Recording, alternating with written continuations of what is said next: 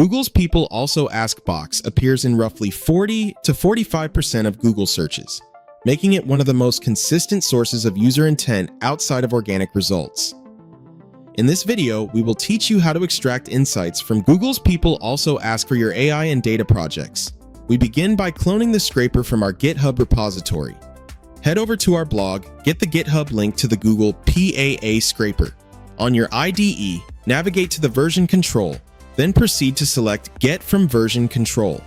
Now, copy and paste the GitHub repo link into the prompt box, then select Clone. Proceed to open the project to set up your coding environment. The Google PAA scraper repo has been cloned successfully. Now open requirements.txt and run the install command in your terminal. This installs all the libraries the scraper depends on. Next, head to your Crawlbase dashboard to grab your authentication tokens. You'll need a Crawlbase account for this. First, set your environment variable by running export crawlbase_token in your terminal. Then paste your token value right after it. Make sure you use the JavaScript token, also called the browser-enabled API key. Google renders search results dynamically, so the scraper needs this token to fetch fully loaded HTML.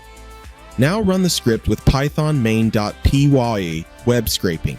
It handles everything: building the Google SERP URL, fetching rendered HTML, parsing the PAA questions and answers, then outputting clean, structured JSON. Let's check the results. Here's our output. You can see each PAA question mapped to its answer in clean JSON, ready to plug into your data or AI pipeline. And that's it. You now know how to scrape Google PAA for data and AI insights. If you want to scale your scraping projects, sign up for Crawlbase and get 1,000 free credits. The full code and step-by-step walkthrough are in the blog post, link in the description. If this saved you time, like and subscribe, it helps a lot.